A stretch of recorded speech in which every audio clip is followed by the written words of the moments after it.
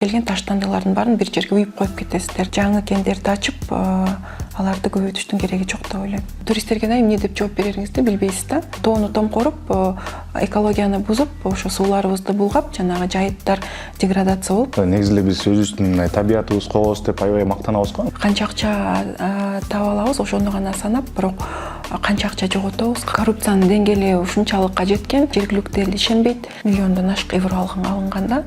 Ал акча каяка кетти? Ген казбай жашай алабыз. Ген казбай жашасак болот. Бизде ошондой адистер болмоюнча биз кенди казбай токтотуп эле коюшубуз керек.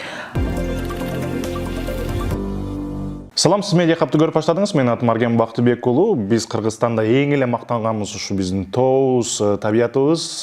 Бирок ушул азыр ушул тоолорубуз жана мөңгүлөрүбүз кандай абалда, биз мындай көп деле илимий жактан изилдебейбиз. Аны түшүнүш үчүн биз бүгүн альпинист, изилдөөчү жана экоактивист Гүлбара Омарованы чакырдык. Саламатсызбы? Деги эле биздинки ушул мөңгүлөрүбүз, тоолорубуз кандай функцияларды аткарат?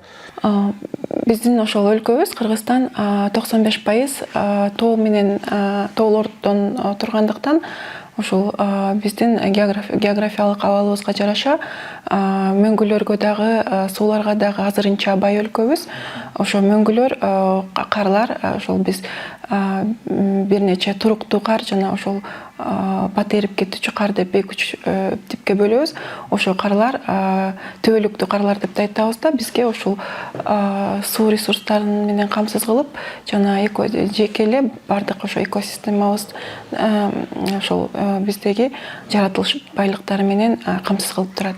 Демек биз толугу менен ушул тоонун экосистемасына көз карандыбыз. Аяктан сууда калабыз, бүт биздин экологиябыз негизи. Негизи ошо экологиябыз толугу менен ошо мөңгүлөрдөн, көлдөрдөн жана андан агып чыгып аткан дарыялардан көз каранды. Андан да тышкары ошол жерден чыккан булак деп коебуз, ошол жер астындагы суулар бардыгы ошо биригип биздин суу ресурстарыбызды түзөт. Сиз көптөн бери мындай экоактивист дагысыз, изилдөөлөр да жазап турасыңар. Ошо акыркы жылдары кандай өзгөрүүлөр болуп жатат? Мисалы, мен буга чейин 2013-2014 жылдан баштап тоо туризмине кызыгып, Кыргызстандан ошо туристтер көп барган жерлерине биз турларды уюштуруп, бул спорт катары ал жерлерге барып, сүрөттөрдү, видеолорду тартып, жана ошо жердеги таштандыларды жыйнап, жана ал жердеги ошо эс алуучуларга маалыматтарды берчүбүз. Ушундай таштанды таштабагыла, аркаңардан жыйып кеткиле деп. Анткени биз ушул айланадагы эле, алыска кетпейли, Аламидин капчыгайына барсак, ошол жерде агып аткан суу дарыя, Аламидин дарыясынын бойлоруна чейин ошол чоң-чоңдоо баштыгы менен таштанды калтырып, ушул адамдардын бир аң сезими деп коет го, ошол өнүкпөстөн тескерисинче бузулуп баратканын байкап, биз ошол мектептерде жана ошо кичинекей окуучуларга, балдарга экологиялык жактан аң сезимин көтөрүүгө сабактарды берип, жана ошол экологиялык бир акцияларды уюштуруп катышып жүргөнбүз. Андан кийин эле ошол жайкы мектептерге барып, Полеска деп ушул илгерки палеоклимат изилдеген Германиядагы Потсдам институтунан келген изилдөөчүлөр менен экспедицияларды уюштуруп, анан мен өзүм ордум жөн гана альпинизм, туризм, спорт катары жана экологиялык абалды жакшыртуу үчүн алектенүү катары гана эмес, ошо илимий катары аны ошол негиздеп маалымат чогултуп, жана бир бизде доказательство деп коет го, ошо илимий жактан аларды ошо аныктап берүү мага аябагандай кызыгып, ушул менин турмуштагы ордум экен деп, ошол илимий иш менен алектенип баштадым. Негизи эле биз өзүбүздүн табиятыбыз коебуз деп аябай мактанабыз го. Ошол эле сиз айтып калдыңыз, таштандыларды ырып кетип атышат деп, жана сонун кооз жерлерде эмнеге адамдар ошондой мамиле кылышат деп ойлойсуз бизде? Анткени бизде көп жаштарда дагы, жаш эле дейин десем, улуу муундарда ушул жер, табият биздин үйүбүз, ушул тоолор, ушул кооз жерлер биздин негизи үйүбүз. Бул жерди коргошубуз керек, сакташыбыз керек. Бизден башка дагы кийинки келген эс алуучуларга, туристтерге ушул бойдон, кооз бойдон таштап кетели деген аң сезими аябагандай ылдыйда турат. Жана тарбиядан дагы, мектептеги тарбия иштери же болбосо бир экологиялык илимдерден дагы таасир берет деп ойлойм. Анткени алар ошол керектүү илимди аң сезимин өстүрүп, ошол түшүнүүгө өткөрүп жиберишкен же окуган эмес, же кабыл алган эмес да. Анткени бизге чет өлкөдөн көп туристтер келет. Алар деген ошол аябагандай көп бюджет коротуп, каражат коротуп, ошо атайын биздин көлдөрдү, тоолорду, мөңгүлөрдү көргөнү келишет. Андан кийин алар дагы көп суроолорду берет да. Эмнеге силер ушул жергиликтүү келгендер ар кай жерде туалет кыласыздар, ар кай жерге ушул жанагындай кагаз бүт ошо гигиенанын калдыктарын таштайсыздар, жана өзүңөр менен алып келген таштандылардын баарын бир жерге уюп коюп кетесиздер депчи. Биз ушундай келип эс алып жана ичпеген эле соо абалында таштап кеткендердин аркасынан жыйнап жана кандай десем, туристтерге да эмне деп жооп берериңизди билбейсиз да. Көп учурда ушундай алыс да тоолордо, ушундай алыс биз барып жүргөн Кыргызстандын бир кооз жерлеринде да ушундай көрүнүштөр кездешет. Ал эмес мөңгүгө барсаңыз да, мөңгүдө ошол адамдын басып өткөн изинин калдыктарын кездештиресиздер. Бул мындай ылдыңкы уровени, өйдөрөөк барсак дагы мындай экология өзү климат деле алмашып баратат. Жана биз мөңгүлөрүбүз азайып атабы же көбөйүп атабы деген суроо бар. Жана жакында эле болду го, жуукуда көчтү го мөңгү. Ушул тарапта кандай маалыматтар бар? Азайып баратабы чын? Ошол жуукудагы көчкү түшкөндө элдин баары мөңгүнүн жарымы ушинтип агып түштү, көчкү болуп деп айтып атышат. Чындыгында ал жерде мөңгү ордунда эле калды, мөңгү эч нерсе болгон жок. Мөңгүнүн үстүндө ошол мурунку жылдардан бери чогулган карлар бар. Ошол карлар көчкү болуп күн аябагандай жылып кеткенине байланыштуу түштү. Бирок биз ушундай көрүнүштөр жыл сайын Кыргызстандын ошол кырка тоолорунда, мөңгүлөрдө, карларда дайыма болуп турат. Негизинен бизде ушул мезгил бар, жай мезгилиндечи ушундай катмар-катмар болгон муздардын жана карлардын, эски кар деп коебуз, ошолордун үстүнө жаңы кар түшүп, анан күн кескин жылып кетсе, ошолор көчкү иретинде ушинтип түшөт. Аны биз ошол убакта ошол жерде болуп же видеого тартып ала албайбыз. Ошондуктан бул ошол биринчи же экинчи көрүнүш ошо видеого тартылып, соц тармактарга чыгып, жана ушул жаатта илими аз адамдар көчкү ушинтип урап түшүп атат деп түшүнүп калганы. Негизинен мындай көрүнүштөр жай айында, ушул майдан, февралдан күн жылыгандан баштап ошо муз тоңуп, аба ырайы суук түшкүчө дайыма болуп турат. Эң эле бизде азыркы талкуу болуп жаткан тема бул жана гендер. Алтын казабыз деп атышат, темир казабыз деп атышат. Ушул разработкалар кандай таасир берет биздин тоолорубузга, мөңгүлөрүбүзгө? Негизинен бизде Кыргызстанда аябагандай бир 100гө жакын, 300дөн ашыкпы, 100дөн баштап 300гө чейин чоң майдасы болуп отуруп, хвостохранилище деп калдыктар бар да. Мурунку совет дорунан калган мен куш, ушул кара кече, көптөгөн биздин ошол кажы сай калдыктар уран казылып алгандан кийин жана башка түстүү металл казылып алгандан кийин калып калган калдыктар ошол убакта дамбаларды уруп бир рекультивация иштерин жасашкан. Бирок алар азыркы учурда бизди кайра экологиялык бир коркунуч алып келген абалга жетти.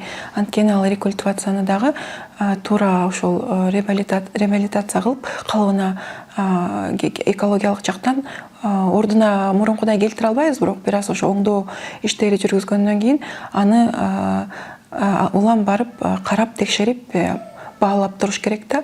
Ошондой ушул тарабынан дагы бизде айтайын дегеним, жаңы ушул гендерди казып, анын калдыктарын калтырып жана аны рекультивация кылып эмес, ошо мурунку биздин ошол калдыктарды жаап, аларды ушундай керектүүдөй туура рекультивация иштери жүргүзүлө элек да.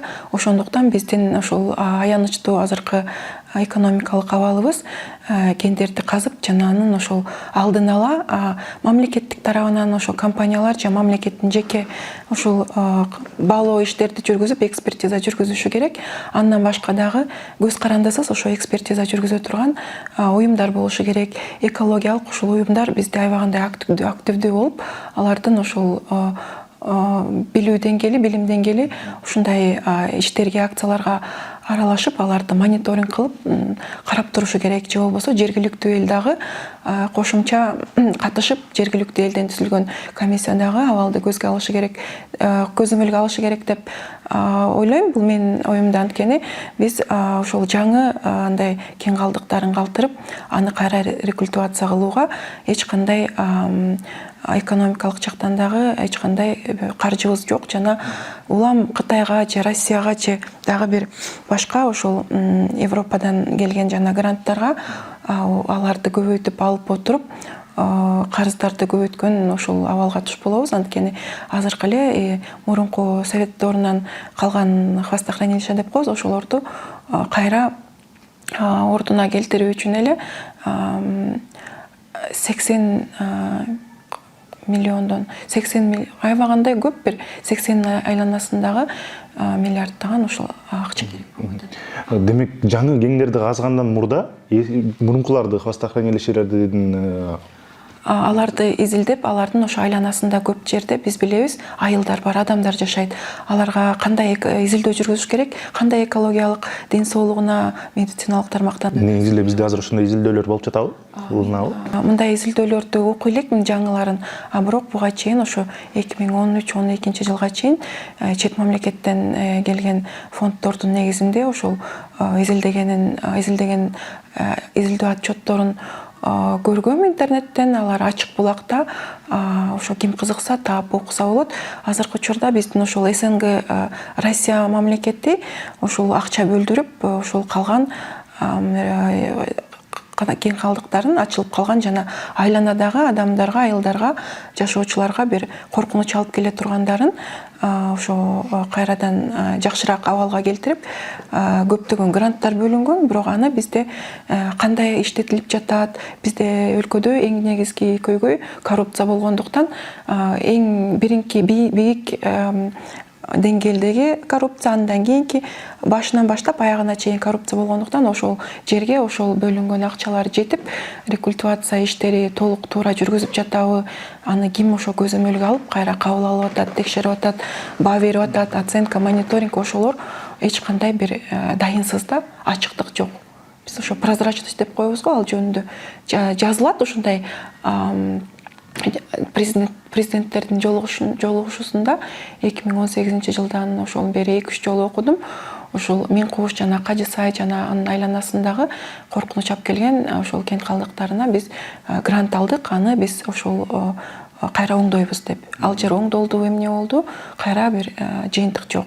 Ошондуктан биздин азыркы эл жашоочулары өзүбүз ишенбейбиз. Ошол жердеги жетим тоо казылабы, ошо Солтун Сары кени казылабы, ал жердеги экологиялык абал жана технологиялар сакталабы, ошол жерге эч бир негизи кесепети чоң болот, бирок ошону аябагандай эле ылдыйлатыш үчүн ал жердеги коопсуздуктарды кандай технология менен, кандай шарттарда жүргүзүлөт, аны бир эч алдын ала ошол изилдеп, эксперттик баа бере турган уюмду уккан жокмун. Жана мамлекет тарабынан гана ошол Кытай менен же болбосо башка бир өлкөдөгү келген компаниялар менен алар биригип ошол кесиптеш болуп иштешсе, алар ошо бири-бири гана ичара маалымат беришип, жана аны ачык элге алып чыкканын билген жокмун. Мүмкүн мен көрбөй калган чыгармын, анткени Чаткалдагы аябагандай көп алтын кени казылып атат. Ал жерде бир нече Кытайдан келген жана башка компаниялар иштеп казып алып атышат. Бирок ал жерде чындыгына келгенде бир аз жыл өткөндөн кийин бизге дагы аябагандай өзүбүздүн ошо ансыз деле көп кен калдыктары бар ошол жайларды көбөйтөт. Жана ал жердеги экологиялык абал азыртан ошол жергиликтүү элдер айтып калышат. Биз ошол жерге туризм багытында барганда ошол жердеги дарыялар жана айланадагы экологиянын, жайыттардын өзгөрүшүн айтып калышат. Жана ошол жердеги биздин буга чейинки кен калдыктар иштетилип аткан жерлерди көзөмөлгө алып, экологиялык жактан иш чара алып баруу артта калгандыктан бул жаңы кендерди ачып аларды көбөйтүштүн кереги жок деп ойлойм. Биздин активисттер да чыгып атат, ушу уранды казбагыла, да башкалар казбагыла, жерди казбай мени каз деп дагы активисттер айтып чыгып атышат. Деги эле мындай суроо болду да сизди уккандан кийин. Неге биз грант күтөбүз? Дайым грант күтөбүз, ушул ишти жасап коелу деп. Неге мамлекет кандай иш кылат бул тараптан? Анткени мамлекет башында ушул Солтон Сара кенин казабы же жетим тоону казам деп атабы же дагы башка ушундай уран чыккан же түстүү металл чыга турган жерди бир чалгындоо иштери жүргүзүлгөндөн кийин чалгындоо иштери дагы 100% жүргүзүлбөйт. Жана аны толук ал жерде кандай канча болжол менен гана жүргүзүлөт да. Ошону биз аябагандай бир пропаганда кылып, ушунчалык жарыя кылабыз да. Ушундай кен бар экен, ошону биз казып алабыз. Экономикага, бюджетке мынча акча түшөт, жана мындай байып, мындайча карыздан кутулабыз. Бирок бул жөн гана биринчи гана ошол чалгындоо иштеринен кийин толук прогноз жок да. Аны биз ошол маалыматты алгандан кийин ошол компанияга беребиз. Тендерлерди ошо коррупция бюрократия системасы менен ошону жакшы көзөмөлгө алып, жана түшүнүп ошол жерди керектүүдү мисалы экологиялык көп эрежелерди сактабай каза тургандар келет. Жана мамлекет башынан ошо жердеги кен калдыктарын кайра рекультивация кылууга акчаны, бюджетти карабайт да, ал эч жерден каралбайт. Биз ошол тоону томкоруп, экологияны бузуп, ошо сууларыбызды булгап, жанагы жайыттар деградация болуп, ал жер мурун жайыттар болуп, жергиликтүү элдер ошол айлык бөтүн балансында болуп колдонсо, ал жер жараксыз жерден бойдон калып атат да.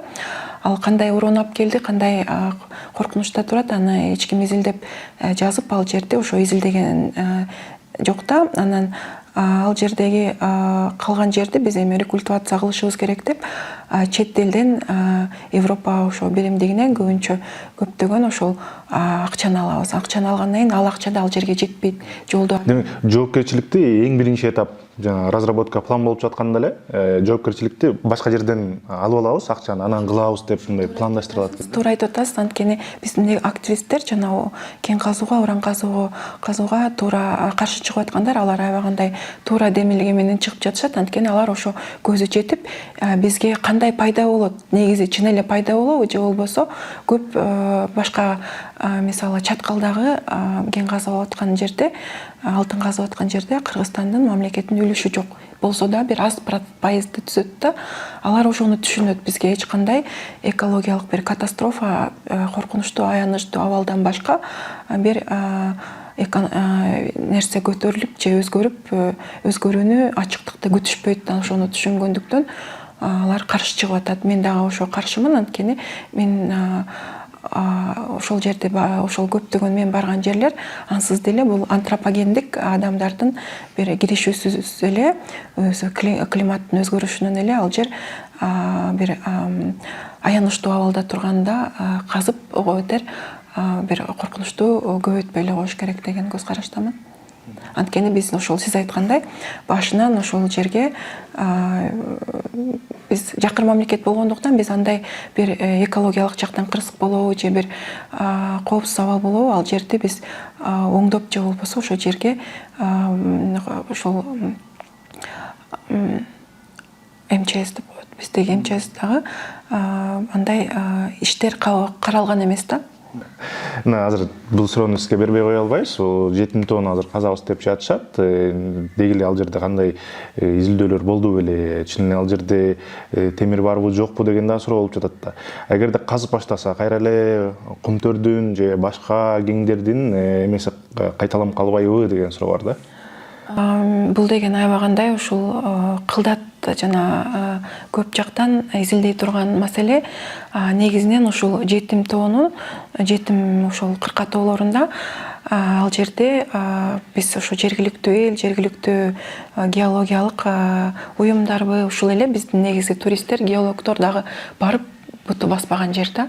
Ушунчалык ошол жерлерге үчүн бийик, ыйык жана көп ушул жаратылыш байлыктарын камтыган. Мен ушул башка өлкөдөн келип ал жерге бир туристтик категориялык оор маршрут деп коебуз. Ошол жерде туризм үчүн чалгындап барган группа менен таанышып, алар менен сүйлөшүп, сүрөттөрдү алып, жана ал жерге кандай барса болот, кандай жерлер бар, жана эң бийик чокусу ошол Олимпийская деген ошо чоку экен. Ошо жерлер кандай абалда барса болот, ошолорду сурагам. Андан башка ал жерге барган да эч ким жок. Жана чалгындоолор ал жерлердин бир 10-15% гана бир ылдый жактан чалгындап, аягына чейин барып чалгында алган эмес. Ал жетинтөө кырка тоолорундагы түстө металл толук кандуу чалгындана элек. Ал боюнча толук бир прогноздор, маалымат жок. Ал жерде ошол болжол менен гана ошол Кытайдан келген компаниянын чалгындоосунун негиздерин менен ошол журналисттер жазып, жана президент ошого чалгындоо иштерин баштаган жатпайбы, бирок бул жерде дагы башынан ошол кандай экологиялык бир кесепети болот, ал жердеги жакын жерлерде кандай биздин суу ресурстарыбыз бар, жана алар кандай жол менен чогулуп атат, анализ кылып, эч ким аны изилдеп ошол жаза элек да. Биз ошол жерде кен казып алуу менен канча акча таап алабыз, ошону гана санап, бирок канча акча жоготобуз, кандай экологиялык ошол бардык комплекстүү алганда жоготууларды санаган. Мындай илимий көз караш жок экен да бул жок. Илимий көз караш болуш үчүн ал жерге барып, ошол жерге бир кичинекей метеостанцияларды жана логерлерди, ошол жердеги баштагы экологиялык абал кандай, жана казып баштагандан кийин алардын антропогендик ошол кийлигишүүсүнөн кийин кандай өзгөрүүлөр, кандай болуп өзгөрүп атат, ошону чогултуу үчүн маалымат чогултуп баштоо керек. Ал жактан да иштер өткөрүлгөн жок, жана бул президент башында программасында жана ошо президент болом дегенде айтылган сөзү да, берген убадасы, мен ошол кен байлыктар бар жерди чалгындап, ал жерди казып, жана ушул биз экономиканы көтөрөбүз деген.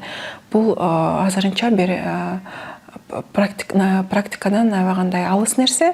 Анткени аны чалгындоо үчүн кандай биздин өзүбүздүн Кыргызстандагы чалгындоо компаниялар жана кен казуу компаниялардын дагы күчү жетпейт. Каржысы да жетпейт, күчү да жетпейт. Бир чоң ошол кызыгуусу бар башка өлкөдөн ошол компанияларды тартып келип, жана аларга көптөгөн процентин берип гана баштабаса, бизде көп учурда 70%, 60%тен жогору алар алып кетет дагы, өлкөгө 30%тен аз калат. Мисалы, биздин коңшу Өзбекстанды карасак, ал жерде дагы ошол кен байлыкка бай, бирок алар ошо бизге караганда ушул суроолорду, маселелерди кичине жакшыраак уюштурушкандагы, ал жердеги АКШдан келип ошол казып алган компаниялар көп пайызын өлкөсүнө таштайт да, аз пайызын алып кетет. А бизде тескерисинче болуп жатат. Ошондуктан бизде экологиялык жактан гана эмес, көп жактан ошол жоготуулар көп болот. Активисттер каршы чыгышат, казбагыла дешет, бирок ошондо деле бизге киреше керек да. Мүмкүн бир компромисс болуш керек активисттер менен бийликтин ортосунда. Компромисс болуш үчүн ошол бизде ушундай коррупциянын деңгээли ушунчалыкка жеткен, активисттер дагы ошо бардык эле эксперттер, журналисттер жана жергиликтүү эл ишенбейт. Ачыктык жок. Ошол экологиялык жактан кандай бир кесепеттер болот, жана бюджетке экономикалык жактан кандайдыр бир пайдалар болот. Ошолорду ачык жанагындай свод анализ кылып түшүндүрүү иштерин жүргүзүш керек, маалыматтандыруу керек аларды. Мен ошол алыска барбай эле коеюн, ошо Бишкектеги эле шаардын айланасында ар кай жерде таштаган жерде таштанды үйүлүп жатат. Жана ошол биздин таштанды алып барылган полигон ошо шаардын четинде, ал жерде айланасында жана алтын казык жана андан башка бир нече ошо жеке жыл массивде элдер жашаган конуштар бар, жеке конуштар. Ошол жердеги көп аянтта таштанды кышы жайы күйүп, ошол экологиялык абалды Бишкектин, шаардын ошол жеке конуштардын абасын бузуп, рекультивация иштери башталбай жатат. А биз рекультивация иштерин жүргүзгөнгө канча 21 миллиондон ашык евро алынганда ал акча каяка кетти? Эч бир дайынсыз жок ал акча. Эч бир иштер, көрүнүктүү иштер жасалган жок. Ушундан кийин ким ишенет? Өзүңүздөр деле карап анализ кылсаңыздар, көп адам билет, ошол биздин ошол таштанды полигонду жабабыз, рекультивация кылып башка жерге ачабыз деп эч бир бул көйгөй чечилген жок. Биз ошол таштандыны өзүнчө бөлүп чогултуп жана кичинекей ошол мини аны кайра иштетүүчү завод же мини цехтерди көбөйтүп ушул жаатта иш алып бара албай жаткандыктан ал жакты биз бир кандай десем ойлобой деле койсок болот деген бул менин көз карашым. Анткени мен кичинекей эле болуп жаткан экологиялык ошол маселелерди, көйгөйлөрдү карап изилдеп атам. Бул чоң жакка дагы ошондой чоң билим, чоң түшүнүк жана чоң изилдөөлөрдү жүргүзгөндөн кийин бир тыянакка келип айта алабыз да. Биз ошол ал жактан дагы ушунчалык карызыбызды кайра көбөйтүп белгилүү гана бир ошол чечим кабыл алуучулардын чөнтөгүнө кетип дагы ушундай абалда калып калган коркунучу турат да. Ошондуктан бул биздин коомдук ошо граждандык коомдо эч кандай ишенич жок. Негизи эле кен казбай жашай алабызбы, жашап кете алабызбы? Бул анысы жок. Кен казбай жашасак болот. Кен казбай биз ал жерде туризмди өнүктүрсөк болот. Ошол эле жердеги жаңы маршруттарды аныктап, геологиялык абалын изилдөөгө, билимге басым жасасак, ал жерде биз ал жердин геологиялык тарыхын, абалын жана ошол жердеги биз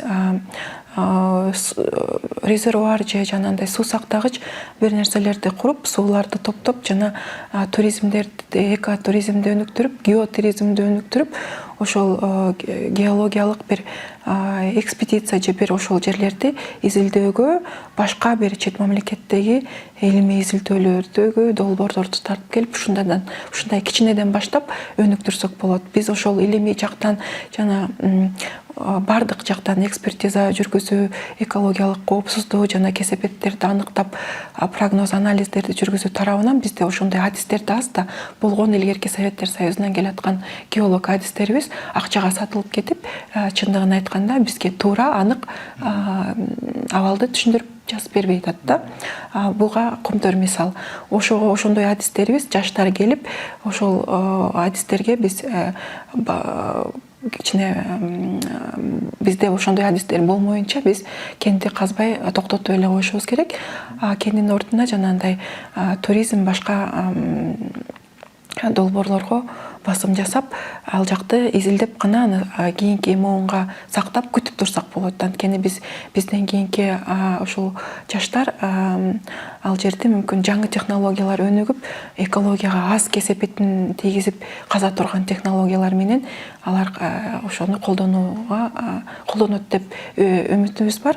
Азыркы учурдагы абалда биз көйгөйүбүз гана көбөйүп, ошол бизге эч кандай жергиликтүү жашоочуларга дагы, бюджетке дагы эч кандай бир пайда келбейт деп ойлойм. Анткени биздин адамдар, ошол бийликтегилер мынча кен бар экен, бул жол менен аны казсак мынча акча алабыз деп ошону санайт. Башка жактагы социалдык, ал жердеги ошол адамдардын ошол ден соолугу жана башка биздин экологиялык кесепет, көп жактан камтыган кесепетти жана жоготууларды эч ким эсептебейт. Ошондуктан биз ушундай абалга келип, компромисс таба албай жатабыз. Биздин студияда экоактивист, изилдөөчү Гүлбара Оморова болду. Силер дагы өзүңөрдүн пикириңерди сөзсүз комментарийде жазыңыз. Кыргызстанда кен иштетүү керекпи же жокпу? Аны тыштап туруп эле туризмди өнүктүрөлүбү? Ушул маселелер тууралуу.